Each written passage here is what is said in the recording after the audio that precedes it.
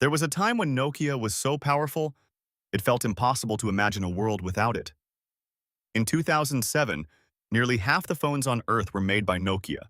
Their devices were indestructible, their batteries lasted forever, and for millions of people, owning a Nokia wasn't a choice. It was just normal life. But within just a few years, the most dominant phone company in the world completely collapsed. Not because people hated Nokia, not because they ran out of money, and not because they lacked technology. So what actually killed Nokia? To understand Nokia's fall, we first need to understand how unbelievably powerful they once were. And strangely enough, the story doesn't begin with phones at all. It begins in 1865. A mining engineer named Frederick Idestam started a pulp mill near the Nokian Virta River, and that tiny operation would eventually become Nokia. At first, the company had absolutely nothing to do with technology. They made paper. Nokia slowly expanded into new industries: rubber boots, car tires, cables, electronics. During the 1970s and 80s, Japan dominated electronics. America dominated computing. But Nokia made one decision that changed everything. In the early 1990s, the company was struggling badly. Finland itself had entered a severe economic crisis after the collapse of the Soviet Union. That's when a man named Jorma Ollila stepped in. He decided Nokia would abandon almost everything. Instead, Nokia would focus entirely on one thing: telecommunications.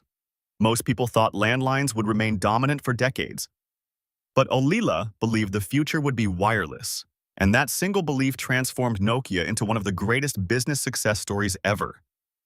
Throughout the 1990s, mobile phones exploded across the world, and Nokia moved faster than almost everyone else. Their phones were smaller, lighter, more reliable, more user-friendly.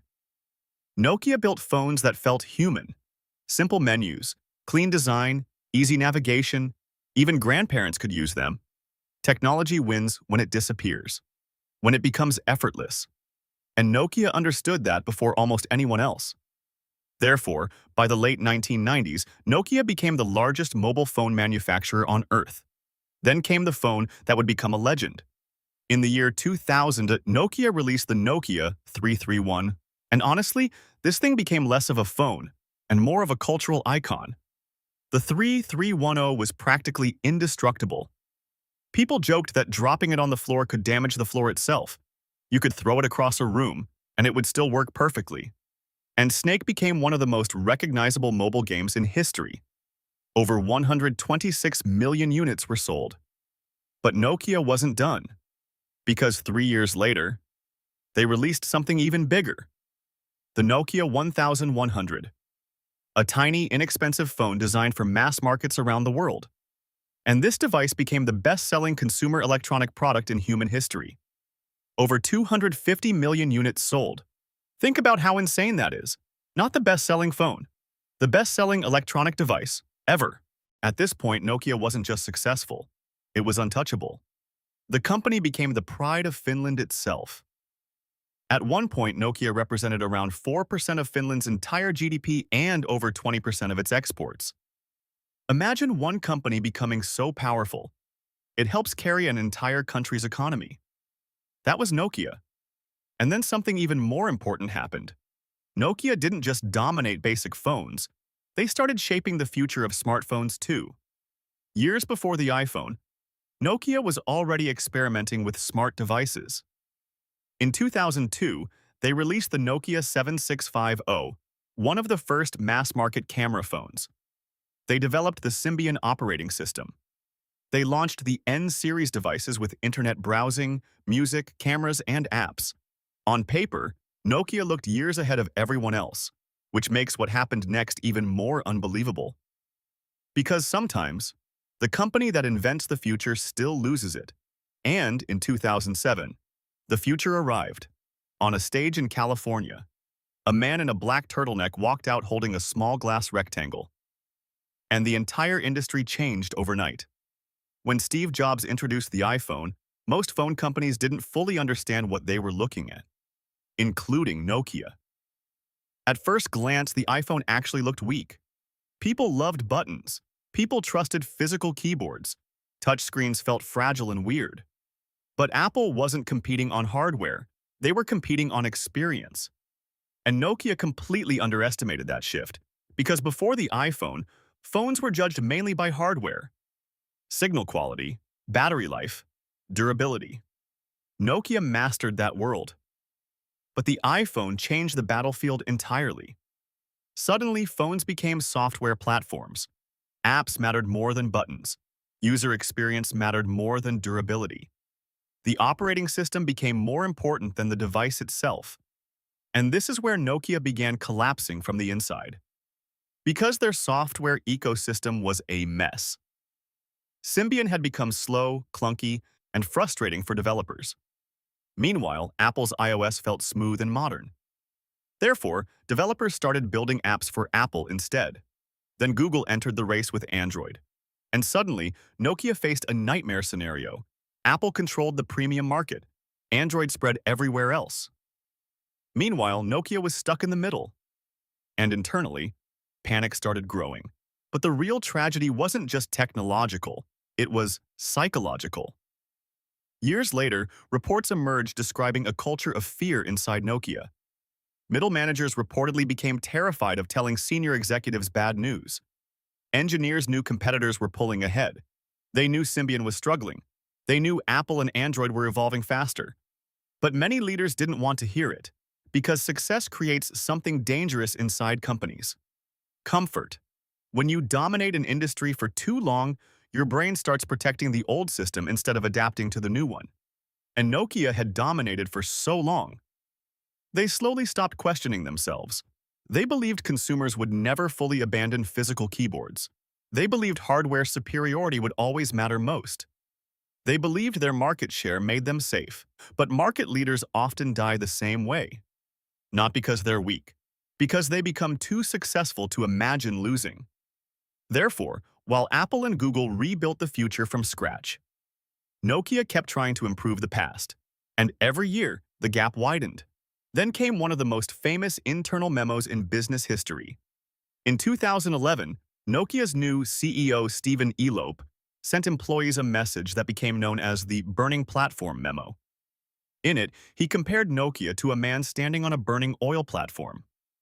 Stay still and die in the fire. Jump into freezing water and maybe survive. It was brutal, but it was also honest. Elop admitted Nokia was losing the smartphone war. The company had fallen behind, and drastic action was needed. Therefore, Nokia made a decision that shocked the tech world. Instead of adopting Android like many expected, Nokia partnered with Microsoft and switched to Windows Phone. At the time, this sounded bold, maybe even genius. Microsoft had money. Nokia had hardware expertise. Together, they hoped to create a third ecosystem strong enough to challenge Apple and Android.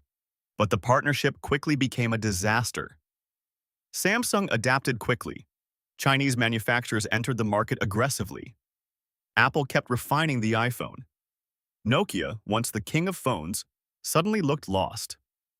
And this is the part people often misunderstand about business collapses. Companies rarely die from one mistake. They die from many small decisions that slowly trap them over time. Nokia ignored software for too long. Therefore, developers left. Developers left. Therefore, consumers left. Consumers left. Therefore, app ecosystems weakened further. Every problem created another problem, a chain reaction, a slow-motion collapse. And eventually, there was nowhere left to run. In 2014, Nokia made the decision nobody thought possible. They sold their entire mobile phone division to Microsoft for around $7.2 billion. The company that once ruled the global phone market was exiting the phone business entirely. For millions of people, it felt surreal. Nokia didn't actually disappear. It transformed, quietly, strategically, and honestly, most people never noticed. Nokia pivoted toward telecommunications infrastructure, the invisible systems powering global communication. Cell towers, 5G networks, cloud systems, enterprise technology. In 2016, Nokia acquired Alcatel-Lucent, massively expanding its infrastructure business. Nokia survived by becoming invisible. And maybe that's the most fascinating part of this story, because most fallen giants never recover at all. Kodak collapsed, Blockbuster disappeared, BlackBerry faded into irrelevance. But Nokia adapted just enough to survive. Your greatest strength becomes your greatest weakness. Nokia mastered durability, but the world shifted towards software. Nokia mastered hardware engineering, but the future became ecosystems and apps. Nokia optimized phones, while Apple reimagined what a phone even was. Dominant companies always look invincible right before they fall. That's why these stories fascinate us so much. Not just because we love watching giants collapse, but because they reveal something deeply human. The fear of change, the comfort of familiarity, the dangerous belief that what works today will work forever. And maybe that's why Nokia still feels emotional to so many people. Because for millions of us, Nokia wasn't just technology, it was memories. Because when Nokia disappeared, in some ways that entire era disappeared with it. The moment you stop adapting, someone else starts building your replacement. And Nokia learned that lesson the hard way. So in the end, what really killed Nokia? It wasn't the iPhone alone. It wasn't Android alone. And it wasn't even bad technology. Nokia died the moment they stopped believing they needed to change. They spent years protecting the world they already dominated, while Apple and Android built the world that was coming next. Nokia thought people would always care most about hardware, but the future became software. They thought durability would win forever, but the future became ecosystems, apps, and experience. Another giant company is probably making the exact same mistake. If you enjoyed this story, subscribe, because some of the biggest companies in history looked completely unstoppable right before they collapsed. And in the next video, we're uncovering another empire that ruled the world until one decision changed everything forever.